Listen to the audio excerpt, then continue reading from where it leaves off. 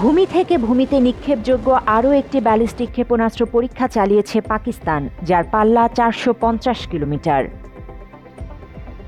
ইন্দাস নামে সামরিক মহড়ার অংশ হিসেবে আবদালি নামের এই ক্ষেপণাস্ত্র নিক্ষেপ করা হয়েছে বলে জানিয়েছে ইসলামাবাদ।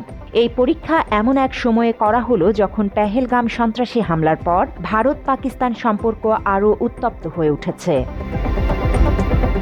পাকিস্তানের সম্প্রচার মন্ত্রী আতাউল্লাহ তারার বলছেন, ভারতীয় নেতারা পেহেলগাম হামলাকে অজুহাত বানিয়ে পাকিস্তানে হামলার পরিকল্পনা করছে, যা আসলে একটি মিথ্যা অজুহাত মাত্র।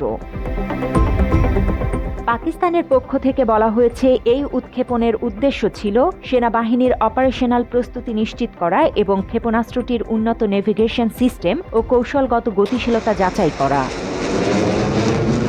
পাকিস্তানের প্রধানমন্ত্রী শেহবাজ শরীফ এবং অন্যান্য শীর্ষ সামরিক কর্মকর্তা এই পরীক্ষাকে সফল বলে স্বাগত জানিয়েছেন এবং সেনাবাহিনীর প্রস্তুতি ও কারিগরি দক্ষতার প্রতি সম্পূর্ণ আস্থা প্রকাশ করেছেন। এর আগে ইন্দাস অর্থাৎ সিন্ধু নদের পানি প্রবাহ বন্ধ করার চেষ্টা করলে ভারতে সামরিক হামলা হবে, এমন হুঁশিয়ারি দিয়ে রেখেছেন পাকিস্তানের প্রতিরক্ষা মন্ত্রী খাজা মোহাম্মদ আসিফ।